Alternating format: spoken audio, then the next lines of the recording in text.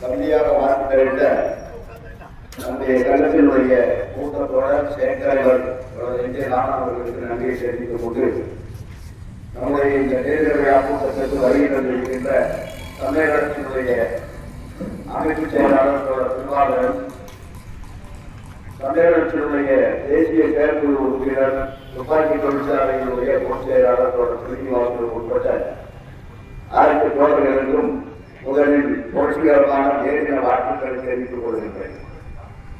140வது தேதினம் நாளைய தினம் உலகெங்கிலும் கொண்டாட இருக்கின்றது. உலகெங்கிலும் ஜாதி, இனம், மதம், மொழிகளுக்கு அப்பாற்பட்டு உழைக்கின்ற மக்கள் கொண்டாடுகின்ற நிகழ்ச்சியாக தங்களுடைய உரிமைகளை வென்றெடுத்த நாளை நினைவு கூறுவதற்காக, அந்த உரிமைகளை வென்றெடுப்பதற்காக இன்னுயிர் நீத்த தோழர்களை நினைவு கூறுவதற்காக, அவர்கள் வகுத்து தந்த பாதையிலே நம்முடைய எதிர்கால பயணங்களை அமைத்துக் கொள்வதற்கு திட்டமிடுவதற்காக உலகெங்கிலும் உள்ள உழைக்கும் மக்கள் நாளைய தினம் மே தினத்தை கொண்டாடுகிறார்கள்.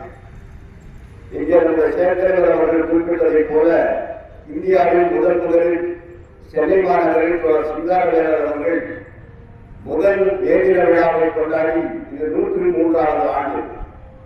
103 ஆண்டு நிறைவு பெறுகின்றது. சென்னையில் மே தின விழா கொண்டாடி துவங்கப்பட்டது. நாளைய நம்முடைய சங்கத்தின் சார்பில் வழக்கம் போல் காலை 8 மணி அளவில் நாம் அனைவரும் செவ்வாழையுடன் SM பானர்ஜி மாளிகைக்கு முன் ஒன்று சேர்ந்து அந்த நம்முடைய சங்க அலுவலகத்திற்கு முன்னால் இருக்கக்கூடிய சங்க கொடியை, அந்த கொடிக்கம்பத்திலே கொடியை ஏற்றிவிட்டு, உகாலாசினால் நினைவு கொடிக்கம்பத்தின் கொடியை ஏற்றிவிட்டு அங்கிருந்து ஊர்வலமாக நம்முடைய தொழிற்சாலை நுழைவாயிலை நோக்கி வருவோம். இங்கும் சங்கத்தினுடைய கொடியை ஏற்றிவிட்டு பெருமலாம் சங்க அலுவலகத்திற்கு செல்வோம். அங்கு வழக்கம் போல் தண்ணீர் பந்தல் அடுத்த 2 மாதங்களுக்கு கடும் கோடை சுட்டெரிக்கின்ற வெயில் 40 டிகிரியை தொட்டுவிட்டது. இந்தியாவுடைய பல பகுதிகளில் 47 டிகிரி வரையில் வெயில் மிக கடுமையான உச்சகட்டத்தை நோக்கி சென்று கொண்டிருக்கின்றது. வெயிலின் தாக்கத்தின் காரணமாக இறந்து போகின்றவர்களுடைய எண்ணிக்கையும் அதிகரித்துக் கொண்டே வருகின்றது.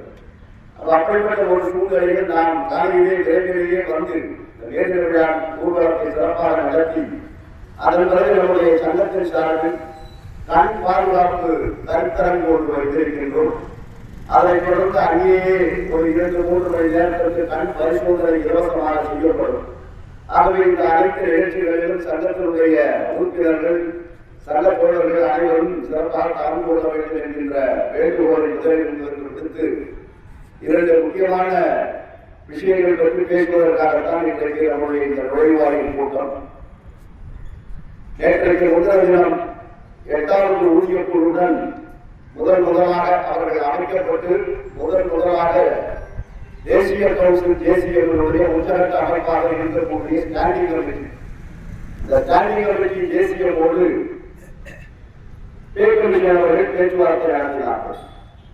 நாம் வைத்திருக்கக்கூடிய அந்த கோரிக்கைகள் 8வது ஊதிய குழு மத்திய அரசு ஊழியர்களுக்கு, பென்ஷன்தாரர்களுக்கு என்ன புதிய சலுகைகள் வழங்க வேண்டும், என்ன புதிய உரிமைகள் வழங்க வேண்டும், ஊதிய மாற்றம் எப்படி அமைய வேண்டும், பதிவுகள் கொள்கை எப்படி இருக்க வேண்டும், விடுப்புகள் உட்பட இருக்கக்கூடிய ஏராளமான சலுகைகள் எப்படி மாற்றி அமைக்கப்பட வேண்டும், NPS, UPS மறுபரிசீலனை செய்து அது திரும்ப பெறப்பட்டு OPS கொண்டு வர வேண்டும் என்பது உட்பட மகளிர் சம்பந்தமான கோரிக்கைகள் உட்பட ஏராளமான பிரச்சனைகள், ஃபெடரல் எஜுகேஷன் அலவன்ஸிலிருந்து NDC எல்லா பிரச்சனைகளுமே ஒரு மணி நேரம் 40 நிமிடத்தில் பே கமிஷனுக்கு முன்னால் நாம் கூட்டமாக பேசியிருக்கிறோம்.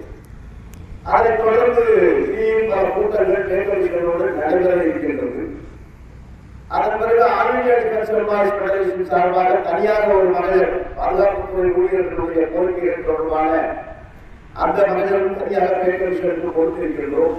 இவை எல்லாவற்றையுமே 2 துண்டு பிரசுரங்கள் மூலமாக உங்களுடைய கவனத்திற்கு சங்கம் கொண்டு வந்துள்ளது. பொதுவாக கொடுக்கப்பட்டுள்ள கோரிக்கைகள் மத்திய அரசு ஊழியர்களுக்கு இருக்கக்கூடிய பொதுவான கோரிக்கைகள், common demands, common service matters. அது தொடர்பான நேஷனல் கவுன்சில் தேசியம் சார்பில் கொடுக்கப்பட்ட அந்த மெமராண்டத்தில், அந்த மனுவில் என்ன இருக்கிறது அப்படிங்கிறது ஏற்கனவே நாம ஒரு பிரசுரம் மூலமாக உங்கள் மத்தியிலே வெளியிட்டிருந்தோம். அதைத் தொடர்ந்து பாதுகாப்புத்துறை ஊழியர்களுடைய கோரிக்கைகள், பாதுகாப்புத்துறை ஊழியர்களுடைய குறிப்பாக இண்டஸ்ட்ரியல் தொழிலாளர்களுடைய பதவி உயர்வு விகிதாச்சாரம் எப்படி இருக்க வேண்டும், அவர்களுடைய பேஸ்கேல் எப்படி மாற்றி அமைக்க வேண்டும் என்பது உட்பட ஏராளமான கோரிக்கைகளை முன்வைத்து அந்த மனிதனம் அளிக்கப்பட்ட அதனையும் நேற்றைக்கு முதல் தினம் மேதைய வாழ்க்கை பிரசுரத்தோடு அதையும் உங்கள் மத்தியிலே வெளியிட்டிருக்கின்றோம். அதை பற்றி நான் பேசுவதற்கு முன்னால் இங்கு தொழிற்சாலை சம்பந்தமான சில பிரச்சனைகள் இருக்கின்றன. கார்பரேஷன் ஆகியிருந்த பிறகு நமக்கு நியாயமாக கிடைக்க வேண்டிய டிஏ அரியர்ஸுக்கு கூட போராட வேண்டியதான். அதான் பெரிய சிக்கல். நாம கார்பரேஷன் இல்லை, நாம யாரும் கார்பரேஷன்ல சேரல. அத்தனை பேருமே மத்திய அரசு ஊழியர்கள் தான். மத்திய அரசு ஊழியர்களுக்கு உண்டான எல்லா சலுகைகளும் இவர்களுக்கு கிடைக்கும் அப்படின்னு ஏஐடிஎஃப் போட்ட அந்த வழக்கில் உயர்நீதிமன்ற வழக்கில் அரசு சத்திய பிரமாண வாக்கு மூலம் தாக்குதல் செய்திருக்கின்றது. ஆர்டர் வந்தாச்சு, டிஏ அனௌன்ஸ் பண்ணதே ரொம்ப லேட். சாதாரணமாக மார்ச் இறுதி வாரத்தில் டிஏவுக்கான ஒப்புதலை கேபினெட் வழங்கும். அதனை தொடர்ந்து ஏப்ரல் முதல் வாரத்துக்கு உத்தரவு வரும். ஏப்ரல் முதல் வாரத்திலேயே அந்த பேமெண்ட் நடந்துடும். ஆனா இந்த முறை அரசு கொடுத்ததே 2% டிஏ தான். விலைவாசி உயர்வுக்கும் டிஏ கணக்கீட்டு முறைக்கும் ஒரு சம்பந்தமும் இல்லை. அதை 8வது சம்பள கமிஷனுக்கு முன்னாடி நாம் வைத்திருக்கின்றோம். இந்த டிஏ கணக்கீட்டு முறையில் இருக்கக்கூடிய குறைபாடுகள் என்ன, அதன் விளைவாக உண்மையிலே ஏறக்கூடிய விலைவாசியை ஈடுகட்டக்கூடிய அளவுக்கு ஊழியர்களுக்கும் பென்ஷன்தாரர்களுக்கும் அந்த டிஏ கிடைக்கிறதில்லை. அந்த 2% டிஏவை கொடுப்பதற்கு 4 மாதம் எடுத்துக்கொண்டார்கள், அறிவித்தார்கள். அரசு உத்தரவு வந்துவிட்டது. இங்கிருந்து பட்ஜெட் ப்ரொபோசலும் டிசிஎலுக்கு அனுப்பியாச்சு. ஆனாலும் டிசிஎலை பொறுத்தவரைக்கும் இப்ப அந்த கம்பெனி எல்லாம் என்ன நினைக்கிறாங்கன்னா, ஒரு நாள் லேட்டா கொடுத்தா அந்த பணம் ஒரு நாள் பேங்க்ல இருந்தா அதுக்கு இன்ட்ரெஸ்ட் கிடைக்கும். வியாபாரிகள் மாதிரி வட்டி வியாபாரிகள் மாதிரி மாறிவிட்டார்கள். ஒரு நாள் அந்த பணம் எக்ஸ்ட்ரா அவங்க அக்கௌண்ட்ல இருந்தால் அது வங்கி மூலமாக அதுக்கு இன்ட்ரெஸ்ட் கிடைக்கும். அப்ப எவ்வளவு லேட்டாக பேமெண்ட்களை தொழிலாளர்களுக்கு வழங்கலாமோ அவ்வளவு லேட்டாக வழங்குறது அப்படிங்கிற ஒரு முடிவை எடுத்துதான் இன்னைக்கு இந்த 7 கம்பெனிகளும் செயல்பட்டு. அதாவது டிஏ அரியர்ஸ் பெறுவதற்கான பட்ஜெட் அலாட்மெண்ட் பெறுவதற்கு 3 முறை நானே சிஎம் பேசிட்டேன். 3 முறை பேசுகிற பிறகு இங்கிருந்து தமிழ் பெருமையாளர் பேசிட்ட பிறகு அதன் பிறகு நேற்றைக்கு தான் அந்த ஃபண்ட் அலாட்மெண்ட் பண்ணி நேற்றைக்கு அந்த பேமெண்ட் ஆயிடுச்சு. அதே மாதிரி 29 மாதம் கேரண்டி வேலைஸ் நமக்கு வழங்கணும். உயர்நீதிமன்றத்தில் சொல்லியிருக்காங்க, அரசு ஊழியர்களுக்கு உண்டான எல்லா அரசு உத்தரவுகளும் இவர்களுக்கு பொருந்தும். அப்ப அரசு உத்தரவு தானே கேரண்டி வேலைஸ். ஒரு நாள் போதுமான வேலை கொடுக்க முடியல, அந்த தொழிலாளி அவருடைய அடிப்படை சம்பளத்தை ஏன் பண்ண முடியல அப்படின்னு சொன்னா கேரண்டி வேலைஸ் கொடுக்கணும் அப்படிங்கிறது 1982 ஏஐடிஎஃப் போராடி அரசாங்கத்திலிருந்து அதற்கான உத்தரவை பெற்று வைத்திருக்கிறது. ஆனால் அந்த உத்தரவை அமல்படுத்தாமல் அதை காலங்களுக்கு கொண்டு வந்த பிறகு நாம கோர்ட் அவங்களுக்கு நோட்டீஸ் கொடுக்கணும். ஏன்னா நீங்க அரசாங்கத்தின் சார்பில் ஏஐடிஎஃப் உயர்நீதிமன்ற வழக்கில் நீ என்ன சொல்லியிருக்க, எல்லா அரசு உத்தரவுகளும் இவர்கள் நியமிக்கப்பட்ட இந்த 7 கம்பெனிகள் இருந்தாலும் அவர்களுக்கு எல்லா அரசு உத்தரவும் பொருந்தும் அப்படின்னு நீ சொல்ற பிறகு இந்த அரசு உத்தரவு மட்டும் ஏன் அமல்படுத்த மாட்டேன், அதுக்கு அது கோர்ட் அவமதிப்பாக மாறும் அப்படின்னு சொல்லிட்டு நம்ம வக்கீல் மூலமாக டிசிஎல் சிஎம்டிக்கும் பாதுகாப்பு உற்பத்தி செயலாளருக்கும் வக்கீல் நோட்டீஸ் அனுப்பணும். வக்கீல் நோட்டீஸ் போல 15 நாள்ல நமக்கு பதில் வரும். நம்ம சட்டத்துக்கு டிசிஎல் வக்கீல் வந்து பதில் கொடுக்குறாங்க. நீங்க சொன்ன ஆலோசனையெல்லாம் நாங்க பரிசீலனை பண்ணிட்டு இருக்கிறோம், நீங்க சொல்றது நியாயம், உங்களுக்கு உண்மையிலேயே கேரண்டி வேலைஸ் கிடைக்கல அப்படின்னு சொன்னா நாங்க அதை பரிசீலனை பண்ணி 1 மாசத்துக்குள்ள முடிவெடுக்கிறோம்னு சொல்லி 3 மாசம் ஆகும். நாமளும் தொடர்ந்து கடித போக்குவரத்துகள் பேச்சுவார்த்தை இதெல்லாம் நடத்திக்கிட்டே இருக்கிறோம். திடீர்னு பார்த்தீங்கன்னா ஒரு நாள் ஒரு வேண்டுகோள். நாம என்ன கேட்டிருக்கோம், ஏப்ரல் 2023 இருந்து ஆகஸ்ட் 2025 வரையிலும், ஏன்னா அதன் பிறகு ஆர்பிஐ கவர்மெண்ட் போட ஆரம்பிச்சுட்டாங்க, டிஜிட்டல் யூனிஃபார்ம் போட ஆரம்பிச்சுட்டாங்க. அது எஸ்எம்எஸ் 10 அது இன்னொரு பக்கம். அதனால நாம இந்த 29 மாதங்களுக்கு கூட டிஃபரன்ஸை கால்குலேட் பண்ணி மேனேஜ்மெண்ட்டுக்கு சங்கம் தான் நோட்டீஸ் கொடுத்துருக்கு, சங்கம் சப்மிட் பண்ணி. அது மட்டும் இல்லாம இந்த இண்டிவிஜுவலுடைய பேமெண்ட் இண்டிவிஜுவலுக்கு கிடைக்க வேண்டிய கேரண்டி வேஜஸ் டிஃபரன்ஸ். ஃபேக்டரியில் இருக்கக்கூடிய அத்தனை ஈஸ்வருக்கு தொழிலாளர்களையும் இன்வால்வ் பண்ணி சங்க வித்தியாசம் இல்லாமல் எல்லாருக்கும் நம்ம நோட்டீஸ் ரெடி பண்ணி கொடுப்போம். ரெப்ரசன்டேஷன், இந்த ரெப்ரசன்டேஷனை நீங்க மேனேஜ் பண்ணி கொடுங்க அப்படின்னு சொல்லி அதுவும் மேனேஜ் பண்ணிட்டு போய் சேர்ந்து இவ்வளவெல்லாம் பண்ண பிறகு பார்த்தீங்கன்னா ஒரு உத்தரவு வருது. ஏப்ரல் 2023 மட்டும் கேரண்டி வேஜஸ் கொடுங்க, அதுக்கே 14,09,000 ரூபாய் ஆகும் அப்படின்னு சொல்லி வருது. 14,09,000 ரூபாய் நீ வந்து இலவசமா கொடுக்குற விஷயம் இல்லை. இதெல்லாம் கிஃப்டா, எக்ஸ்பிரேஷா, கருணைத்தொகையா, இது சம்பளம், இது என்னுடைய ஊதியம், இது 29 மாசத்துக்கு நீ எனக்கு கொடுத்தாகணும். ஆனா அங்கு ஒரு உத்தரவு வருது, ஒரு மாசத்துக்கு மட்டும் போது. சரி, நாமளும் நடத்தோம். நீங்க ஒரு மாசத்துக்கு கொடுத்துட்ட பிறகு மீதி இருக்கிற 27 மாசத்துக்கு 27 மாசத்துக்கு கொடுக்க மாட்டேன்னு சொல்ல முடியுமா? அதனால ஒரு மாசத்துக்கு கொடுத்தா போகுது.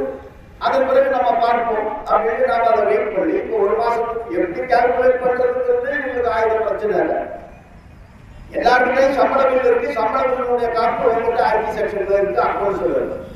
அதே போட்டு ஸ்ரீகுமார் -3000 -2000 அப்படின்னு போடுறதுல என்ன அர்த்தம்? 7,100 ரூபாய் விட்டு 2,100 ரூபாய் நீ கம்மியா கொடுத்துருக்கேன்னு அர்த்தம். 2,500 ரூபாய் கம்மியா கொடுத்துருக்கேன்னு அர்த்தம்.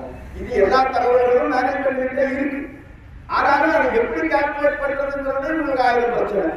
அதெல்லாம் கால்குலேட் பண்ணி இப்போ டிசிஎல் கணக்கு அதை நான் சிஎல் கிட்ட பேசியிருக்கேன். அதுக்கு ஃபண்டியா அலாட் பண்ண மாட்டேங்குது, அதுக்கும் ஃபண்ட் அலாட் பண்ணுங்க. இல்ல அதுக்கும் பண்றோம் அப்படின்றதுக்காக அதுக்கு ஃபண்டிங் வரைக்கும் வரல. எதுக்காக சொல்ல வர்றாங்கன்னு சொல்லி கேட்டீங்கன்னு சொன்னா, இந்த கம்பெனியானவருடைய ஆபத்து. கம்பெனி அவன் ஆக்கிவிட்டான். ஆக்கிவிட்டு அவங்க ஆத்திர அதிகாரிகள் அவன் பெரிய பெரிய பதவிகளுக்கு யூபிஎஸ்சி சேர்மனா போயிட்டான். நீ யூபிஎஸ்சியில அவர் சேர்மன். அவர் மட்டும் ஒரே சாதனை என்னன்னா ஆர்டிஎஸ் பேங்க்ல கார்பரேஷனா மாற்றியாச்சு. அவருக்கு பின்னாடி வந்த அதிகாரி குஜராத் கவர்மெண்ட் சீஃப் செக்ரட்டரியா போயிட்டார். ஏன்னா அவருக்கு அமல்படுத்தினாருங்கிறதுக்காக. அவர்கள் எல்லாம் சுகபோகமாக இருக்கிறார்கள். அதனால் பாதிக்கப்பட்டிருக்கக்கூடிய நாம நம்முடைய சம்பளத்துக்கு போராடணும், நம்முடைய டிஏவுக்கு போராடணும், ஜெனரல் எஜுகேஷன் அலவன்ஸுக்கு ஃபண்ட் வாங்கணும்னா அதுக்கு போராடணும். இதெல்லாம் அரசாங்கத்தில் இருக்கும்போது இந்த பிரச்சனையே கிடையாது. அந்த மாதிரியா ஜனரல் மேனேஜர் பேர்ல ஸ்டேட் பேங்க் ஆஃப் இந்தியாவில் கவர்மெண்ட் ஆஃப் இந்தியாவுடைய அக்கௌண்ட் இருக்கு. நமக்கு என்ன பில் கிடைக்கணுமோ என்ன பேமெண்ட் கிடைக்கணுமோ அதை ஆட்டோமேட்டிக்கா செக் கொடுத்தா வந்து. ஆனா இப்ப ஒவ்வொன்றும் டிசிஎல் 1 ரூபாய் வேணும்னா கூட டிசிஎல் இருந்து வந்தா தான் இந்த சிடிஎல் வந்து பேமெண்ட் பண்ணணும். இப்படி ஒரு மோசமான சூழ்நிலையில் இன்றைக்கு நாம இருக்கிறோம். ஏன்னா நம்ம அதிக பிரச்சனைகளை பற்றி பேசுவதற்கு கூட நம்முடைய தொழிற்சாலை பிரச்சனைகளை சொல்ல முடியும். அவ்வளவு சிக்கல நாம இருக்கிறோம். கடுமையான வெயில் எல்லாம் ஏர் கண்டிஷனர் பண்ணி கொடுத்துருக்கீங்க, ப்ரொடக்ஷன் ஷாப் இல்ல இல்ல ஏர் கண்டிஷன் இல்ல. புதிய ஃபேன் வாங்கி போட்டிருக்கீங்க, மின்சாரம் சேமிக்கிறது அப்படிங்கிறத புதிய ஃபேன் வாங்கி போட்டிருக்கீங்க. அதில் காட்டு வருதா? அதிகாரிகள் அந்த பிஎஸ்பி செக்ஷன்ல போய் ஒரு 10 நிமிஷம் நின்று பார்க்கணும், அப்ப தெரியும். ஆயிரக்கணக்கான கார்மெண்ட் ஒரு பக்கம் குவிஞ்சிருக்கு, ஒரு 330 340 பேர் அவங்க வேலை செய்யறாங்க. இப்படி கொடுமையான ஒரு வர்த்தக கண்டிஷனே சரியில்லாத ஒரு சூழ்நிலை. அதை எஸ்எம்எஸ் நியாயமா கொடுக்க மாட்டாங்கன்னு அர்த்தம். அதுக்காக நீண்ட போராட்டங்கள் நடத்தி ஒரு கமிட்டி ஒன்று போட்டிருக்காங்க. கமிட்டியில பேச்சுவார்த்தை நடத்தி சென்று கொள்வதா நான் நிற்கிறேன் ஒருத்தரை கொண்டு வருவேன். அந்த நிற்கிறேன் வர்றவருக்கு மறுபடியும் டைம் செட் பண்ணுவாரு. இப்படின்னு கால் நடத்திட்டு இருக்கிற ஒரு வேலையை தான் இன்னைக்கு டிசிஎல் பண்ணிட்டு இருக்கு. அப்ப அது இருக்கிறது நம்ம போராடிட்டு இருக்கோம். இப்படி ஏகப்பட்ட சிக்கல்கள், ஏகப்பட்ட பிரச்சனைகளுக்கு நடுவில் நாம வாழ்ந்துட்டு இருக்கோம். இதுக்கு இடையில மேனேஜ்மெண்ட் ரெக்கவரி நோட்ஸ் சிசிஎல் 20% நீ எக்ஸ்ட்ரா கொடுத்துருக்கா, அதுக்கு கொடுத்து யாரு தப்பு? வந்தப்போ இல்லை ப்ரோக்ராம்ல நீ அமல் பண்ணாதது யாருடைய தப்பு? ஆனா ப்ரோக்ராம்ல அமல் பண்ணல, பேமெண்ட் எக்ஸ்ட்ரா கொடுத்துருக்கோம் அப்படின்னு ஒரு 200 பேமெண்ட் ஆரம்பிச்சு இந்த சம்பளத்தில் ரெக்கவர் போடுவாங்க. இப்ப அதை சட்டம் முன்னின்று எல்லா தொழிலாளர்களையும் ஒருங்கிணைத்து நீதிமன்றத்துக்கு போய் இப்ப நீதிமன்றம் அதை ரத்து பண்ணிடுது. அந்த ரெக்கவரி தப்பு. அந்த ரெக்கவரி பண்றதுக்கு முன்னாடி கவர்மெண்ட் ஆர்டர் பிரகாரம் ஃபாலோ பண்ண வேண்டிய ப்ரொசீஜர் எதுவுமே நீ ஃபாலோ பண்ணல. அதனால ரெக்கவரியை கேன்சல் பண்ணி ப்ரொசீஜரை ஃபாலோ பண்ணிட்டு கொடுத்துருக்காங்க. ஜட்மெண்ட் காப்பி வரைக்கும் வரல. வந்த உடனே நாம அதுக்கு என்ன ப்ரொசீஜர் என்ன, ஃபர்தரா அந்த ரெக்கவரியை முழுமையாக இருக்கிறதுக்கு எந்த நடவடிக்கை எடுக்கிறோமோ அதை நிச்சயமாக நாம எடுக்கணும். அதே மாதிரி 10 ஆண்டுகள் 15 ஆண்டுகளுக்கு முன்னால் போயிட்டு வந்த போயாச்சு, ஃபைனல் பாஸ் பண்ணியாச்சு, எல்லாம் முடிஞ்சு போச்சு. யாரோ ஆடிட்டு வந்தாங்கன்னு சொல்லிட்டு அவங்க ஒரு சொன்னார் நோட்டீஸ் அனுப்புறாங்க. அதையும் நீதிமன்றத்தில் போய் ஸ்டே பண்ணிக்கணும். இப்படி எல்லா விஷயங்களுக்கும் நீதிமன்றத்துக்கு போறது அப்படின்னு சொன்னா அப்புறம் ஒரு ஆசை இருக்கு, ஒரு அதிகாரங்கள் இருக்கு. நமக்கு தயமானதுக்கு மட்டும் இருந்தா பிரச்சனைகள் வந்தா நாம ஒவ்வொன்றுக்கும் நீதிமன்றத்துக்கு போகணும். அந்த அறிவிப்புறவர்கள் இன்றைக்கு இதெல்லாம் இருக்கு, பிரச்சனைகள் நம்முடைய மற்ற கோரிக்கைகள் எல்லாம் இருக்கு என்று சொன்னாலும் இது போன்ற பிரச்சனைகள் இன்றைக்கு நமக்கு சந்திக்க வேண்டிய கட்டாயம் இருக்கு. கார்பரேஷன் ஆனதுடைய மிகப்பெரிய ஆபத்து. இப்ப செப்டம்பர் 3 வருஷம் என்ன பண்றதுன்னு தடுத்துட்டு இருக்கிறாங்க. நாம ஆலோசனை சொல்றோம், நீ எதுக்கு நீ செலவு பண்ற, ஒரே ஒரு 2 வரை ஆர்டர் இஷ்யூ பண்ண. இவர்கள் அட்டங்களை மத்திய அரசு ஊழியர்களாக பயிற்சி வந்தவர்கள், இவர்கள் ஓய்வு வருகின்ற வரைக்கும் மத்திய அரசு ஊழியர்களாக இருப்பார்கள். அதனால நீதிமன்றத்தில் சொல்லியிருக்க நாங்க கட்டாயப்படுத்தி யாருமே மருத்துவ கட்டாயம் மாற்ற மாட்டோம் அப்படின்னு சொல்லியிருக்க. அவர்கள் விரும்பினால் அங்க போகலாம், விரும்புறதா இங்கே இருக்கலாம். நீங்க சொல்லியிருக்க நீதிமன்றத்துல அதை நீதித்துறை ஏற்றுக்கிறதால ஜட்மெண்ட் கொடுத்துருக்காரு. அப்ப அவங்க ஆர்டர் இஷ்யூ பண்ணிட்டு போ. ஆனா அந்த ஆர்டர் இஷ்யூ பண்ணாலும் எப்படியாவது தொழிலாளிகளை கொண்டு வந்து கம்பெனியை சேர்த்துனாங்க. இன்னைக்கு அப்சாப்ஷன் டார்கெட் நீட்டி போட்டாங்க. அது ஒரே ஒரு மகிழ்ச்சியான விஷயம். எல்லாம் ஒண்ணு சொல்றேன், 1000 நற்குணர்கள் இருந்தாலும் ஏஐஎஃப், ஐடிஎஃப், டிடிஎம்எஸ், நம்முடைய தொழிலாளர்கள் இருக்கக்கூடிய டிஎஃப், அதன் பிறகு அனைத்து இருக்கக்கூடிய அசோசியேஷன்கள், ஐஏஎஃப் உட்பட எல்லோருமாக சேர்ந்து நின்று ஒரு நிலைப்பாடு இருக்கும். கூட்டத்துக்கு நாங்கள் வரமாட்டோம். 6 கூட்டம் போட்டார்கள், 3 கூட்டத்துக்கு நம்ம யாரும் போகல. எப்படியாவது யாராவது ஒரு அமைச்சர் ஆரம்பிக்கலாம்னு முயற்சி பண்ணி பார்த்தார்கள். எப்படியாவது நம்ம மத்திய ஒரு பிளவை ஏற்படுத்தலாம்னு முயற்சி பண்ணாங்க. யாரும் அதுக்கு வெளியே போகல, யாருக்கு நெருங்க முடியல. அதனால நீதி 3 வீட்டுக்கே கேன்சல் பண்ண. இப்படி இந்த கார்பரேஷனுடைய ஆபத்து மிகப்பெரிய ஆபத்து. 5 ஆண்டுகள் ஆகிவிட்டது. ஏன் கம்பேஷன் கொடுக்க மாட்டேங்கிற 2 நீதிமன்றம் தீர்ப்பு சொல்லியாச்சு. கம்பேஷன் அப்பாயின்மெண்ட் இருக்கிறதுக்கு உனக்கு எந்த உரிமையும் இல்லை, அதை நீ கண்டினியூ பண்ணணும்னு சொல்லி அந்த தீர்ப்பு வந்து இப்ப 4 மாசம் ஆகும். அந்த தீர்ப்பு வந்த பிறகு நான் 2 பேரும் எழுதியிருக்கேன் கவர்மெண்ட், இதோ பண்றேன் அதோ பண்றேன்னு சொல்லிட்டு பண்ணலாம்.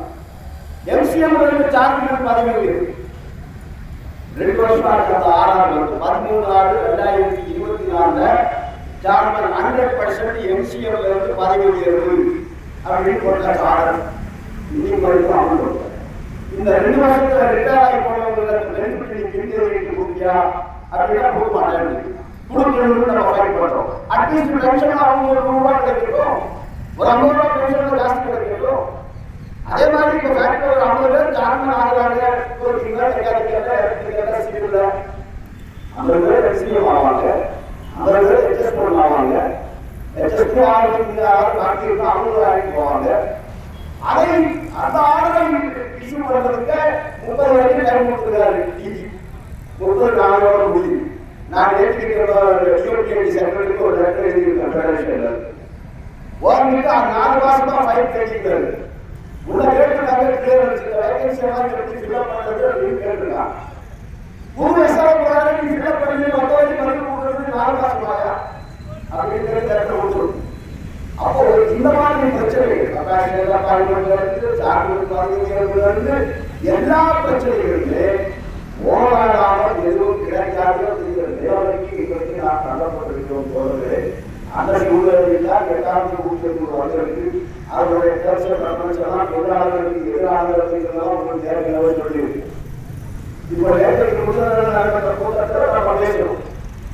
உடனே அவங்க கேட்கிறாங்க, 18,000 எப்படி 60,000 கேட்கிறீங்க, எனக்கு நியாயம், ஒரு நியாயம் வேண்டாம் நீங்க கேட்கல அப்படின்னு சொல்றாங்க. அப்ப நாம சொல்லுவோம் 18,000 அடிப்படை. 2 வருஷம் நீங்க வந்த பிறகு 18 + 10,800 28,800 சம்பளம். பேசிக் ஃபெசிலிட்டியே என்பதுதான் சம்பளம். பேசிக் ஃபெசிலிட்டியே 28,800 ஆகிப்போச்சு. அது நீ 3 பேருக்கு குடும்பத்துக்கு கால்குலேட் பண்ணி படிச்சிருக்கிறேன். ஆனா இப்ப நீ பாராளுமன்றத்தில் சட்டம் நிறைவேற்றி அப்பா அம்மாவை பார்க்க வேண்டியது உன் வேலை. பார்க்கறதா உங்க வேலை நடவடிக்கை எடுக்கப்படும், உன் சம்பளத்தை ரெக்கவரி செய்யப்படும் அப்படின்னு சொல்றாங்க. தெலுங்கானா கவர்மெண்ட் அவங்க சட்டசபையில் ஒரு தீர்மானத்தை நிறைவேற்ற அரசு ஊழியர்கள் அவர்களுடைய பெற்றோர்களை பார்வையிட்டால் அவர்களுடைய பெற்றோர்களை பராமரிப்பதற்காக அவர்களுடைய சம்பளத்திலிருந்து குறிப்பம் செய்து பெற்றோர்களுக்கு கொடுக்கப்படும். அப்படி அவர் நேரடியாகவே சாட்சி நிறைவேற்றான். அப்ப குடும்பம் என்பது கணவன் மனைவி 2 குழந்தைகள் இல்லை. கணவன் மனைவி 2 குழந்தைகள். அதுபோல 16 வயசுல இல்லை, 25 வயசு வரைக்கும் வயசு வந்து அவங்க டிபெண்டன்ட். மெடிக்கல் எம்எஸ்க்கு 25 வயசு, எல்டிசிக்கு 25 வயசு, ஃபேமிலி பென்ஷனுக்கு 25 வயசு. இவ்வளவு வச்சிருக்கிறத ஆனா 16 வயசுல அது எடுத்துக்கணும். அதே மாதிரி இதெல்லாம் 57 ஃபிக்ஸ் பண்றது. ஒரு ஆணுக்கு வந்து 8 மணி நேரம் அவர் வேலை செய்யணும்னா 2700 கல்லூரி உணவு தான் போகும். ஆணுக்கு 2700, பெண்ணுக்கு 2300. அங்கேயே ஆண் பெண் வித்தியாசம் இருக்குது. அதே மாதிரி குழந்தை 16 வயசுங்கிறதுனால 0.6 0.6. அப்ப ஆணுக்கு அவர்கள் ஆணுக்கும் பெண்ணுக்கும் சமம். அதான் எல்லாத்துக்கும் சொல்லுவாங்க. அப்புறம் அங்கே வித்தியாசம், கல்லூரி வித்தியாசம். அதை தாண்டி அரசியல் Indian council of medical research அவருடைய அறிவு வந்து இந்தியாவுடைய இன்றைக்கு இருக்கக்கூடிய சீரோசனில் 40 டிகிரி மாதிரி வெளியில 47 டிகிரி மாதிரி வெளியில இந்த மாதிரியான சீரோச சூழ்நிலையில ஒரு ஆரோக்கியமான வாழ்க்கை வாழணும்னா 3400 மேல 3490 கல்லூரிகள் எழுதுறான். 2700 கல்லூரிகள் இருக்கு, 3490 கல்லூரிகள் இருக்கு. அது பிறகுதான் அவன் என்ன சொல்றான், இவ்வளவு நாள் கூடுதலாக சாப்பிடணும், 5 ஃப்ரூட் ஒரு நாளைக்கு சாப்பிடணும். ஒரு நாள் சாப்பிடுறது நமக்கு நல்லதில்லை, 5 ஃப்ரூட் டெய்லி சாப்பிடணும்.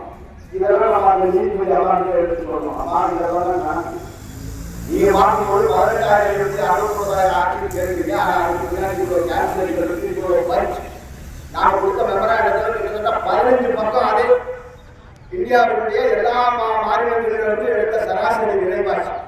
அதுல போய் ஷாப்பிங் மால்லாம் போய் எடுக்கல. அரசு நடத்துகின்ற கூட்டுறவு பண்டகசாலை, மத்திய அரசு நடத்துகின்ற கேந்திரிய பண்டாரம், இங்க வந்து இருக்கிற விவசாய மாடலாம் ஐசிஎம்ஆர் ரிப்போர்ட் காட்டி உங்களுக்கு என்கோஸ் பண்ணியிருக்கோம். படிங்க. பேரண்ட்ஸ் வந்து நீதான் பாதுகாப்பு அரசு நிறைவேற்ற சட்டத்தை காட்டி உங்களுக்கு கொடுத்துருவோம். எவ்வளவோ உங்களுக்கு கொடுத்துருவோம். அதுல 69,000 ரூபாய் கம்மி சொல்றீங்க. நீங்க எல்லாரும் அரசு ஊழியர்கள் இருக்கிற எல்லாரும் அதிகாரிகள் உட்கார்ந்து இருக்காங்க. இவங்க தான் வயலில் போகும்போது கூப்பிட்டு கேம்பஸ் நடத்தி உள்ளவான்னு சொன்னாங்க. இவங்க எல்லாமே லட்சக்கணக்கான கேண்டிடேட்ஸோட போராடி பரீட்சை எழுதி டெஸ்ட் எழுதி அதில் சிறந்தவர்களுக்கு வரணும்தான் மத்திய அரசு ஊழியர்கள். அதை தாண்டி 80% மத்திய அரசு ஊழியர்கள் யாரு? Industrial worker, railway, defence. 32 லட்சம் மத்திய அரசு ஊழியர்கள் 20 லட்சம் பேர் இங்கே இருக்காங்க ரயில்வே, டிஃபென்ஸ். அதில் 80% பேர் இண்டஸ்ட்ரியல் ஒர்க்கர், உற்பத்தி செய்கிறவங்க. அப்படிதான் நீ பார்க்கறது இல்லை. பார்த்துதானே 69,000 நாங்கள் முதலீடு பண்ணியிருக்கோம் அப்படின்னு அந்த அம்மாவுடைய விளக்கமாக அந்த கமிஷனுக்கு விளக்கமாக சொல்லியிருக்கோம். அப்போ ஃபிட்மெண்ட் ஃபேக்டர் இது ஓகே. 69,000 நீங்க ஒருத்தர் அப்பாயின்மெண்ட் ஆகலாம்னா 69,000. நான் ஏற்கனவே 10 வருஷம் 12 வருஷம் 20 வருஷம் சர்வீஸ்ல இருந்திருக்கேன். எனக்கு நான் சொன்ன அதுக்காக ரொம்ப மத்திய எடுக்க வேண்டிய அவசியம் தான் இருக்கு. 18,000 எப்போ 69,000 3.83 டைம்ஸ். அது மல்டிபிளிகேஷன் ஃபேக்டர் வந்து 3.833. என்னுடைய பேசிக் பே 3.1 என் பேசிக் பே என்னவோ அதை 3.833 மல்டிப்ளை பண்ணா ஒரு ஃபிகர் வரும். 70,000 வரும், 1 லட்சம் வரும், 1.5 லட்சம் வரும். அவ்வளோ முடிஞ்சு போச்சாதான் எனக்கு தெரிஞ்சுது. என்னுடைய அடிப்படை சொல்றதையும் எனர்ஜி லெவல் எவ்வளோ வருதோ பேலன்ஸ் தான் என்னுடைய ஃபிட்மெண்ட் ஃபேக்டர். சிம்பிளிஃபை பண்ணுங்க, குழப்பாங்க அப்படின்னு சொல்லி HR 40% வேணும். இன்னைக்கு 40% HR கொடுத்தா கூட அந்த 2 வந்து வாங்க முடியாது. ஆஸ்பத்திரியில் இருக்கிறவங்களுக்கு பார்த்தீங்கன்னா HR கிடையாது. லைசன்ஸ் இன்க்ரீஸ் பண்ணிட்டே வர்றாங்க. வாட்டர் சார்ஜ், எலக்ட்ரிசிட்டி சார்ஜ் எல்லாமே இருக்கு. அதனால HR வந்து மினிமம் நம்ம மாதிரி பெட்ரோல் பாயிண்ட் சிட்டியில் இருக்கக்கூடியவர்களுக்கு 40% கொடுக்கணும். அதில் தப்பு. ரெண்டாவது மெட்ரிகுலேஷன் பிளஸ் ITI NCTVT படிச்சுட்டு வரவங்க லெவல் 2 வச்சா என்ன அர்த்தம்? அதுவும் லெவல் 1 ரெக்ரூட் பண்ணி 2 வருஷம் செமிஸ்டர் ஆகிட்டு அப்புறம் ஸ்கிரிட் ஆகணும். அதாவது மாணவர்கள் அதனால லெவல் 2 லெவல் 3 மெட்ரிக் பண்ணி ஸ்கிரிட் ஒர்க் பண்ணி லெவல் 3 ஆரம்பம் ஆகணும்னு சொல்லியிருக்கு. ஒவ்வொரு ஸ்டெப்பா பேஸ்கேல இன்க்ரீஸ் பண்ணி ரேஷியோ NCM வந்து 26% இருக்குல்ல. இன்னைக்கு ரயில்வேல 26% NCM இருக்கு. 20% எம்சிஎம் 30% அட்ஜஸ்ட்மெண்ட் போகுது. அதனால இருக்கிற தொழிலாளர்கள் ப்ரொமோஷன்ல போவாங்க. சர்வீஸ்ல 5 ப்ரொமோஷன் கேரண்டி பண்ணிருக்கோம். 5 ப்ரொமோஷன் வந்து சர்வீஸ்ல 30 ஆண்டுகள் சர்வீஸ்ல 5 பதவி உயர்வு கேரண்டி பண்ணும். இன்கிரிமெண்ட் வந்து பேசிக் வேலை 6% இருக்கும். பேசிக் செக்ஷன் ப்ரொமோஷனோ ஏசிபியோ வருகின்ற போது 2 இன்கிரிமெண்ட் 2 ஃபிக்சேஷனா கொடுப்போம். இதெல்லாம் நம்ம மேற்கொள்வதற்கு முன்னாடி நியாயத்தோட சொல்லியிருப்பார். சும்மா போய் கேட்கறது ஒரு கமிஷன் உச்சநீதிமன்றத்தினுடைய நீதிபதி அந்தமா உட்கார்ந்து இருக்கிற அத்தனை பேருக்கு பொருளாதார நிபுணர்கள் மெம்பர் செக்ரட்டரி ஃபைனான்ஸ் செக்ரட்டரியா இருந்து ரிட்டையர் ஆகணும். சாதாரண ஆளுங்க இல்லை, எல்லாருமே கௌரவமான ஆட்கள். அதனால அவங்களுக்கு போய் ஒரு கப்பல் சார் நீ பார்த்து ஏதாவது போட்டு போடு சார் அப்படின்னு பேசுற விஷயம் இருக்கு. நாம கொடுத்திருக்கக்கூடிய ஒவ்வொரு நியாயம் ஏழை 300 நாள் உச்ச வரம்பு இருக்கிற என்ஐசிக்கு 300க்கு மேல போனா 300 + 15 இருக்கு. ஐசி இருக்கா இன்னைக்கு வந்து ட்ரை பண்ணிட்டு இருக்கோம். அப்ப லீவியா லாப்ஸ் ஆகும். லீவாவோட சர்டிபிகேட் உடச்சிடணும். என்கேஷ் பண்ணிட்டு 300 வந்து 600 நாள் கொடுக்கும். ரிட்டையர் ஆகும்போது ஒரு நியாயமான ஊதியத்தை வாங்கிட்டு வீட்டுக்கு போகட்டும். அந்த 300 டேஸ் என்கேஷ் பண்ணிட்டு 600 நாளாக இன்க்ரீஸ் பண்ணணும். இந்த ஆலோசனைகள் வாங்கியிருப்போம். ஆர்டினரி மெடிக்கல் சர்டிபிகேட் கொடுக்காம பண்றதுக்கு டாக்டர் தான் காசு வாங்குவோம். வேற என்ன நடக்கும்? ஆர்டினரியா ஃபுல் டேரியா கன்வெர்ட் பண்ணி வாங்கணும்னா எம்சி கொடுக்கணும். எம்சி கொடுக்கணும்னா டாக்டர் 500 ரூபாய் கொடுக்கணும். உனக்கு என்ன லாபம்? கவர்மெண்ட்டுக்கு என்ன லாபம்? ஏன் நீங்க தானே என்னுடைய ஆர்டினரி நான் ஃபுல் டேரியா எடுத்துட்டு போறேன். அதுக்கு வந்து மெடிக்கல் சர்டிபிகேட் கேட்கல ஏதோ சொல்லியிருக்கோம். பார்க்கும்போது எல்லாம் அவங்க ஏற்றுக்கிறாங்க தான் தெரியும். ஆனா உண்மையிலே ஏற்றுக்கொள்வார்கள். ஏன்னா அரசாங்கத்தை கேட்பாங்க. நம்மளை கேட்கிற மாதிரி இதெல்லாம் இவங்க கோரிக்கை உங்க அரசாங்கத்தினுடைய என்னன்னு அவங்க கேட்பாங்க. பட் அரசாங்கம் என்ன சொல்லுவான்? ஆர்டினரி சார்னு சொல்லுவான். ஆர்டினரி இன்வெஸ்ட்மெண்ட் ஒரு ரிட்டையர் ஆகும்போது என்னுடைய ஆர்டினரி 600 ரூபாய் 700 ரூபாய் நிறைய எடுத்துட்டு போவோம். நான் எடுக்கல உனக்கு தானே வேலை செய்ய. நான் லீவு எடுக்கலன்னா என்ன அர்த்தம்? நான் உனக்கு வேலை செஞ்சிருக்கேன். நீ என்னுடைய முதலாளி, அரசாங்கம் என்னுடைய ஓனர். நான் உனக்காக வேலை செஞ்சிருக்கேன்ல, நான் லீவு எடுக்கல. அந்த லீவு ரிட்டையர் ஆகும்போது நான் ஏன் விட்டுட்டு போகணும்? எனக்கு கூப்பிடுறது நியாயமா? அது சில்ட்ரன் எஜுகேஷன் அலவன்ஸ் அவர்கள் இருக்கும். 12ஆம் கிளாஸ் படித்தா யாருக்காவது உத்தியோகம் கிடைக்குதா, தொழில் கிடைக்குதா? இல்லை இல்லை. எந்த உத்தியோகத்துக்கு போனாலும் மினிமம் கிராஜுவேஷன் டிப்ளமா இதெல்லாம் தான் கேட்கலாம். அப்போ அந்த லெவல் வரைக்கும் எஜுகேஷன் அலவன்ஸ் கொடுக்கணும் இல்லை. அது எல்லா அலவன்ஸ்களையும் நீங்க உடனே கரெக்ட் பண்ணி கேட்கலாம். 1% அலவன்ஸ் தானே இன்க்ரீஸ் ஆகும். அதுக்கு இருக்க 50% ஆகிற வரைக்கும் காட்டு இருக்கணும். விலைவாசியான எல்லாத்தையும் மீட் பண்ணும். விலைவாசி உயர்த்தும் போது டிஏ கிடைக்கணும்னா ஆர்டி மார்க்கெட்ல வேலை ஏறுது இல்லை. டிஏ நமக்கு கிடைக்கணும்னா நம்மளை விட முதல் தடவை ஆர்டி மார்க்கெட்டுக்கு தான் போகும். அப்போ அவங்க இன்க்ரீஸ் பண்றாங்க ரேட்டை. அப்போ எல்லா அலவன்ஸ்களையும் டிஏ உடனே இணைப்பு கொடுக்கும். அதே மாதிரி ஃபெஸ்டிவல் அட்வான்ஸ் அதுவும் கரெக்ட். நான் ஒன்றும் சொல்லியிருக்கோம். நீ வந்தாங்க மேடம் இஸ் கவர்மெண்ட் இஸ் மணிமேட்டர் தான் இன்வெஸ்ட் பண்ணுவோம். நீ ஹவுஸ் பில்டிங் அட்வான்ஸ் லோன் கொடுத்துட்டு அதுக்கே வச்சுமாங்க. செத்து போயிட்டா அந்த குடும்பத்துக்கு அதே கேள்வி பண்ணுது. அதனால அரசு ஊழியருக்கு எந்த அட்வான்ஸ் கொடுத்தாலும் அதுக்கு வச்சுமாறு கொடுக்குறாங்க. நீ முதலாளியே அதுக்கு வசதி இருந்ததுனால உங்கள்கிட்ட பணம் வாங்க. தனியார் வந்து வட்டி வாங்குற மாதிரி நீங்க எப்படி வட்டி வாங்கலாம்?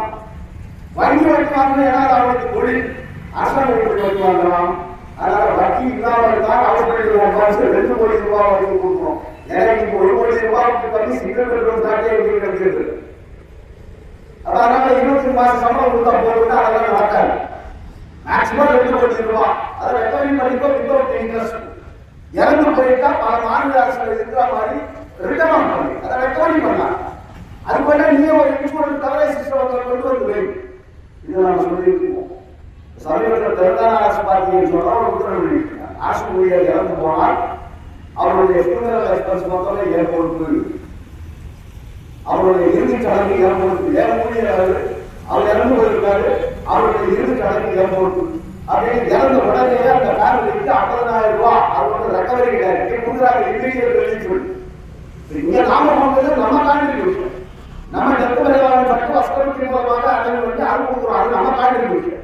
அரசாங்கத்துக்கு இருக்கு உடனே அதுக்கு இம்மீடியட் ரிலீஸ் கொடுத்துருக்கான். இம்மீடியட் ரிலீஸ் நீ கொடுத்துட்டு ரெக்கவரி பண்ணுறது தான் இம்மீடியட் ரிலீஸ். ஆனால் ஒரு ஸ்டேட் கவர்மெண்ட் பண்ணுறது உடனே விட அவங்களுக்கு ரிசோர்ஸஸ் கம்மி.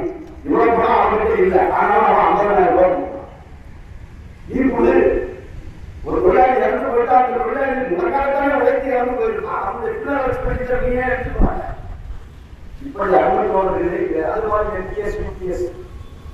அது எங்க டேர்ம்ஸ் அண்ட் ரெஃபரன்ஸ்லயே இல்லை. அவங்க சொல்றது பென்ஷன் தாரர்கள் பற்றி பேசாதீங்க, மெம்பர் செக்ரட்டரி ரிட்டையர் ஆனவர் தான். அப்ப நான் சொல்றேன், அம்மா உங்களுக்கு வந்து பிரச்சனை இல்லை, நீங்க உச்ச நீதிமன்ற நீதிபதி, உங்களுக்கு ஜுடிஷியல் பே கமிஷன், அந்த ஜுடிஷியல் பே கமிஷன் வந்து 6 வருஷத்துக்கு ஒரு முறை வரத்துல யாருக்குமே தெரியாம எம்பி எம்எல்ஏக்கள் சம்பளமும் லட்சம் உயர்ற மாதிரி தெரிஞ்சுட்டு போறீங்க. ஆனா உங்க மக்கள் பாண்டிய ஜெயின் மெம்பர் செக்ரட்டரி அவருக்கு வந்து டிசம்பர்ல ரிட்டையர் ஆனார். அவருக்கு ஏதாவது சொல்லணும், இந்த கமிஷனுடைய பெனிஃபிட் அவரே தெரியாது. அவர் ஜனவரியில் ரிட்டையர் ஆயிருந்தா ஒரு நாளைக்கு சொல்லணும். ஆனா அவர் டிசம்பர் 2025 ரிட்டையர் ஆனார். இப்ப பென்ஷன் ஆளுநரை பற்றி பேசாதீங்கன்னா பங்கேற்க பென்ஷன் வேண்டாமா? அந்த ஜெயிலு பென்ஷன் வருவது 69 லட்சம் பேர் இருக்காங்க. இப்போ 4 பேர் அதெல்லாம் காரியத்தை வாய்ப்பு 70 வயசு 72 வயசுங்கிறதெல்லாம் போனஸ். இப்போ அப்புறம் வேற என்ன லைஃப்ல இருக்கிறவங்களுக்கு பென்ஷன் தாரத்தை பத்தி பேசாதீங்கன்னு அர்த்தம். யூபிஎஸ் எம்பிஎஸ் பத்தி பேசாதீங்க, அது எங்க டேர்ம்ஸ் அண்ட் ரெஃபரன்ஸ் இதெல்லாம் நான் சொன்ன அம்மா நீங்க ஜட்ஜி ஒரு சீனியர் மோஸ்ட் ஜட்ஜி இல்ல, அவங்க கொடுத்ததான் ரெக்கமெண்ட் பண்ணணும், உங்களை கட்டாயப்படுத்த முடியாது. அதை தாண்டி ரெக்கமெண்ட் பண்றதுக்கு உங்களுக்கு எல்லா தாண்டி நான் கடந்த தேர்தல் உதாரணங்கள் எடுத்துக்காட்டினேன். 7வது சட்ட கமிஷன்ல இது ரெஃபரன்ஸ்ல இல்ல, ஆனா அவங்க ரெக்கமெண்ட் பண்ணியிருக்காங்க. 6வது சட்ட கமிஷன்ல இது ரெஃபரன்ஸ்ல இல்ல, ஆனா அவங்க ரெக்கமெண்ட் பண்ணியிருக்காங்க. அப்படி பல உதாரணங்கள் இருக்கு. ஆகவே நீங்க ஒரு கமிஷன் இருக்கிற முறையில எம்பிஎஸ் யூபிஎஸ் பத்தி ரெக்கமெண்ட் பண்ண சொல்லி எங்களுக்கு அவங்க சொல்லல அப்படிங்கிற காரணத்தை காட்டாமல் அது நியாயம் இருக்கு. ஏன்னா நிறைய யுவதிகாரிகள் உட்கார்ந்துருக்காங்க.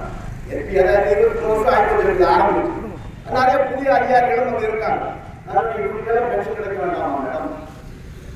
அவங்களும் உலக மாதிரி யூபிஎஸ்சி பரீட்சையெல்லாம் எழுதி வந்துருக்காங்க. பாவம் 10% நம்ம சம்பளத்துல மாசம் மாசம் போகுது இல்லை. இப்ப நீங்க சம்பளம் உயர்த்தி கொடுக்குறீங்க 69 லட்சம் 69,000. அது இன்கம் டாக்ஸ் பிடிக்க மாட்டீங்க, டாக்ஸ் பில் ரெக்கமெண்ட் பண்ணுங்க. ஒரு 5000 ரூபாய் கம்மி பண்ணி இன்கம் டாக்ஸ் மத்திய அரசு பில்லுக்கு இல்லை அப்படின்னு சொல்லுங்க. ஜிஎஸ்டி இல்லைன்னு சொல்லுங்க. 2 சாப்பிட்டா 5% ஜிஎஸ்டி கொடுக்க வேண்டி வருது. 2 வீட்டுக்கு அப்ப நீங்க என்ன ஊதிய உயர்வுகளுக்கு கொடுத்தாலும் அதோட 30% அரசாங்கத்தினுடைய கஜானாவுக்கு அந்த 30% இன்கம் டாக்ஸ் ஆகவோ ஜிஎஸ்டி ஆகவோ எனக்கு ஆந்திர சம்பளம் டிஆர்எஸ் வந்தது. அது அப்படியே பேங்க்ல வந்து பத்திரமா வச்சுட்டு போவான். காலையிலே செலவு பண்ணுவீங்க.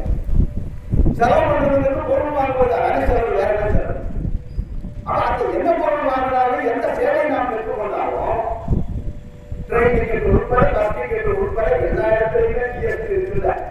பிறந்தாலும் ஜிஎஸ்டி, இறந்தாலும் ஜிஎஸ்டி, வடமான சேர்க்குல்ல. அதே மாதிரி நாங்கள் இருக்கு மாநில அரசு ப்ரொஃபஷனல் டேக்ஸ் கொடுக்கணும். அதெல்லாம் சொல்லி ப்ரொஃபஷனல் டேக்ஸ்க்கு எங்களுக்கு என்ன சொல்லணும்? எங்களுக்கு ஏதாவது அவங்க வசதி பண்ணி கொடுக்குறாங்களா? நாங்க அவங்க முனிசிபாலிட்டியில வந்து வேலை செய்யறோம், அதுக்காக ப்ரொஃபஷனல் டேக்ஸ். அது என்ன நியாயம் அது? ஆனா ஆர்மி நேவி ஏர்போர்ட்ஸ் இல்லை. ஆர்மி நேவி ஏர்போர்ட்ஸ் வச்சுக்க ஓடி இருக்கு.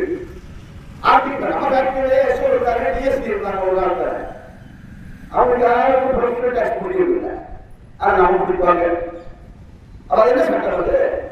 அப்ப நீங்க ஒரு பக்கம் சம்பளம் முடிப்பீங்க, இப்படி வரியா நாங்கள் கட்டிட்டு போனா அப்புறம் வாடகை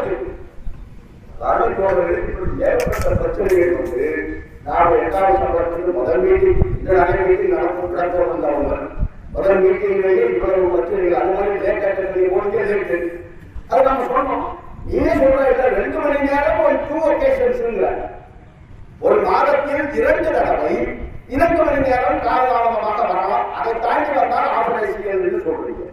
நாங்க என்ன கேட்கிறோம்? 3 மணி நேரமா கேட்டோம், 4 மணி நேரமா கேட்டோம். லேட்டா வர்றதுக்கு நீங்க யாரையும் என்கரேஜ் பண்ண போறது இல்லை. தவிர்க்க முடியலன்னா தான் லேட்டா வர போறோம். அப்படி மறுபடிக்கு விரிச்சு துணிலைக்கு விடுது. அது என்ன பிரச்சனை? 2 மணி நேரம் என்பதும் 120 நிமிடங்கள் தான். 120 நிமிடங்கள் என்பதும் 2 மணி நேரம் தான். அதை 2 நாளைக்கு பார்க்காம 26 வரைக்கும் கேட்டு பார்த்து துணிலைக்கு பார்க்கிங் பண்றதுல என்ன பிரச்சனை உள்ளது? இதையெல்லாம் அறிவுறுத்தவர்களே கேட்கக்கூடிய கவனத்திற்கு நாம் கொண்டு வருவோம். ஒரு நேரம் கேட்டார்கள், அதெல்லாம் ஒன்றும் சந்தேகம் இல்லை. ஆனால் முடிக்கும் போது நான் ஒரு கேள்வி கேட்டேன். எல்லாம் கரெக்ட் மேடம், ஒரு நேரம் நாங்கள் எல்லாம் பேசணும். நீங்க ஒன்று சொல்றீங்க, அவங்க சொல்றாங்க, நாங்க சொல்றது தான் உங்களுக்கு இல்லை. உங்களுக்கு நீங்க என்ன சொல்றீங்கன்னு கேட்கறது தான் கூப்பிடுவோம் அப்படின்னா அப்புறம் நாங்க என்ன சொல்றோம்னு கேட்டுதான் கூப்பிட்டீங்க. ஆனா நான் 4 சட்டமன்றங்கள்ல சம்மந்தப்பட்டிருக்கேன். 4வது எடுத்து நான் இது மாதிரி மீட்டிங் எடுத்து வந்திருக்கிறேன். நாங்க பேசும்போதே குறுக்கிட்டு கேள்விகள் கேட்பாங்க. நாங்க பேசி முடிச்ச பிறகு கேள்விகள் கேட்பாங்க. நீங்க எதுவுமே கேட்கல அப்படின்னா மௌன சம்மதம்னு அடையாளம் எடுத்துக்கலாமா? நான் சொல்றதெல்லாம் நீங்க ஏற்றுக்கிறீங்கன்னு எடுத்துக்கலாமா? இல்ல நான் சொன்னது எதுவுமே நீங்க ஏற்றுக்கிறேன்னு எடுத்துக்கலாமா? எப்படி வேண்டாம் அப்படின்னு கேட்டேன். அப்போ அவங்க ரொம்ப சீரியஸா சொன்னாங்க, இல்ல நீங்க சொல்றதெல்லாம் நாங்க நோட் பண்ணிருக்கோம். நாங்க இமீடியட்டா உங்ககிட்ட ஒன்றும் ரியாக்ட் பண்ண முடியாது. நாங்க எங்களுக்குள்ள பேசணும் இல்லை, கமிஷனுக்குள்ள நாங்க பேசணும். இவங்க இவ்வளவு சொல்றதுல எது நியாயம் எது நியாயம் இல்லை, எது தப்பு எது கரெக்ட் பேசணும் சொல்லிட்டாங்க. இதெல்லாம் நடக்கும் போடுறது. ஆனால் இது அவ்வளவு சுலபமான விஷயம் அல்ல. ஏன்னு கேட்டீங்கன்னா அல்டிமேட்லி மோடி கவர்மெண்ட் என்ன நினைக்கிறதோ அதான் பே கமிஷன் எழுதுங்கிறது நமக்கு எல்லாம் தெரியும். நிதியமைச்சர் என்ன சொல்றதான் நான் பணம் கொடுக்க முடியும் அப்படின்னு நிதியமைச்சர் சொன்னா பே கமிஷன் என்ன பண்ணணும்? ஆனா நம்ம போராட்டம் இல்லை. நம்முடைய கோரிக்கைகளுடைய நியாயங்கள் அந்த கமிஷனுக்கு 10 வருஷத்துக்கு ஒரு முறை கிடைக்கிற வாய்ப்பு. இதோட எப்போ வரும்? இதோட வரணும்னா அரசு ஊழியர்கள் இந்த நாட்டில் இருக்கணும். எல்லாத்தையும் பிரைவேட் பண்ணிட்டாங்க. ஆர்மி ஸ்கூல், சைனிக் ஸ்கூல் அதான் ஹேண்ட் ஓவர் பண்ணிட்டாங்க. ராணுவ வீரர்களை உருவாக்கி இருக்கிற சைனிக் ஸ்கூல் கிருஷ்ணமேனன் இஸ்ரேலில் இருக்கிறார். கிருஷ்ணமேனன் அவர் பாதுகாப்பு அமைச்சராக இருக்கும் போது ஆரம்பிக்கப்பட்டதுதான் சைனிக் ஸ்கூல் சொசைட்டி. அதுக்கு சேர்மன் டிஃபென்ஸ் மினிஸ்டர். பாதுகாப்பு அமைச்சகத்தினுடைய கண்ட்ரோல தான் இந்த சைனிக் ஸ்கூல் மொத்தமே இருக்கு. அடுத்த அகில இந்திய அளவில் தேர்வு இருக்கு. தேர்வான பிறகு 1ஆம் கிளாஸ்ல இருந்து அங்க 12ஆம் கிளாஸ் வரைக்கும் படிக்கலாம். போர்டிங் லாட்ஜிங் எல்லாமே ஃப்ரீ. அங்க படிக்கலாம். படிச்சு முடிச்ச பிறகு ராணுவத்திற்கு நீங்க அதிகாரியா போறதுக்காக சூப்பர். இப்ப திடீர்னு பார்த்தா அதானிக்கு வந்து லைசன்ஸ் கொடுத்தான். அவன் போனே போட்டான். அதானி ஆர்மி சைனிக் ஸ்கூல் அப்படின்னு. அப்படி எதையெல்லாம் யாருக்கு ஒப்படைப்பான்னு தெரியாது. 10 வருஷத்துக்கு அப்புறம் எது எங்கே இருக்குன்னு தெரியாது. இது நமக்கு ஒரு வாய்ப்பு. 10 ஆண்டுகளுக்கு ஒரு முறை ஊதிய மாற்றம் என்பது ஒரு வாய்ப்பு. மற்ற சலுகைகளின் மாறுதல் என்பது ஒரு வாய்ப்பு. அதை நாம் முறையாக பயன்படுத்திக் கொள்ள வேண்டும். அவர்கள் எவ்வளவு கொடுப்பார்கள் கொடுக்க மாட்டார்கள் அது அப்படி விஷயம். முதல்ல நாம தெளிவாக இருக்கிறோம். நம்முடைய கோரிக்கைகளுடைய நியாயத்தை கமிஷனுக்கு முன்னால் எடுத்துரைக்கிறோம். நிச்சயமாக அந்த ஒரு கான்பிடன்ஸ் எனக்கு இருக்கு. நம்மளால முடிந்த அளவுக்கு பே கமிஷன் கிட்ட நாங்கள் இந்த ஆர்குமெண்ட்ஸ் எல்லாம் வச்சிருக்கிறோம். ஃபர்தரா என்ன நடக்குதுன்னு பார்ப்போம். அதாவது போறவர்களே நான் முதல்ல சொன்ன கேரண்டி வேஜஸ்ல இருந்து டிஏ அட்வைஸ்ல இருந்து எஸ்எம்எஸ் பத்திரிகைகள்ல இருந்து சிசிஎல் குறித்தோம் எல்டிசி குறித்தோம் இப்படி நம்முடைய தொழில் வாழ்க்கையில் இன்றைக்கு நாளை தினம் மேலிடத்தை நாம் கொண்டாடுகின்ற போது சேலஞ்சஸ் ஏராளமாக இருக்கு, சோதனைகள் ஏராளமாக இருக்கு. ஆனால் உழைக்கும் மக்கள் அன்றைக்கு அவர்கள் 140 ஆண்டுகளுக்கு முன்னால் பயந்து ஓடி இருந்தால் முதலாளிகளையும் அரசாங்கத்தை எதிர்த்து சிக்காகோவில் பிடிக்க அவர்கள் வந்து இறங்கவில்லை என்றால் நமக்கு 8 மணி நேரம் வேலை கிடைச்சிருக்குமா? நமக்கு தொழிற்சங்க உரிமை கிடைச்சிருக்குமா? இங்கே கேபிடி போடுற உரிமை கிடைச்சிருக்குமா? இதே கேட்க பேசுறாங்க குட்டியாளர்களுக்கு கண்ணால் கொடுக்கல. அதெல்லாம் நடந்திருக்குல்ல. அதையெல்லாம் தாண்டி நாம வந்திருக்கிறோம் சொன்னா அவர்கள் நடத்திய போராட்டங்கள் தியாகங்கள். அவர்களை நினைவு கூறுகின்ற ஒரு நாள் தான் நாளைய தினம். ஆகவே அறிவித்தவர்களை நாளைய தினத்தை நீங்கள் யாரும் ஒரு நாள் ஆரோக்கியதான வீட்டில் இருப்போம் அப்படின்னு நினைக்காம நமக்காக போராடியவர்கள், நமக்காக உயிர் நீத்தவர்கள், நமக்காக தியாகம் செய்தவர்களை நினைவு கூறுகின்ற வண்ணமாக நம்முடைய எதிர்கால போராட்ட திட்டங்களுக்கு நம்மை தயார் நோக்கிக் கொள்கின்ற வண்ணமாக நாளை தினம் நடைபெற இருக்கக்கூடிய அந்த தேசிய பேரணியில் மிக சிறப்பாக நீங்கள் அனைவரும் கலந்து கொண்டு அதை தொடர்ந்து நடக்கக்கூடிய அந்த கண் பாதுகாப்பு சம்பந்தமான கருத்தரங்கம், அதை தொடர்ந்து கண் பரிசோதனை இவற்றையெல்லாம் சிறப்பாக பங்கு கொள்ளுங்கள். மற்றபடி நாளைக்கு பேசிய அனைத்து பிரச்சனைகளும் வருகின்ற மே 7, 8, 9 தேதிகளில் டேராடூன் நகரில் ஏஐடிஎஃப்னுடைய 28வது தேசிய மாநாட்டிலும் விவாதிக்கப்படும், முடிவுகள் எடுக்கப்படும், தீர்மானங்கள் நிறைவேற்றப்படும். அதனைத் தொடர்ந்து நம்முடைய போராட்டங்களை முன்னெடுத்து செல்வோம் என்று தெரிவித்து இந்த கல்வியான வேதி உங்களை அதிக நேரம் நிறுத்த வைக்காமல் நாளைய தினம் வேதின பேரணியிலே அனைவரும் பெருத்திரவாக கொண்டு கொண்டு அந்த வேதின பேரணியையும் அதை தொடர்ந்து நடக்கக்கூடிய நிகழ்ச்சிகளையும் வெற்றிகரமாக நடத்தித்தார்கள் என்று கேட்டு இவ்வளவு நேரம் பொறுமையாக இருந்து இந்த நுழைவாரி கூட்டத்தை வெற்றிகரமாக நடத்தி தந்த உங்கள் அத்தனை பேருக்கும்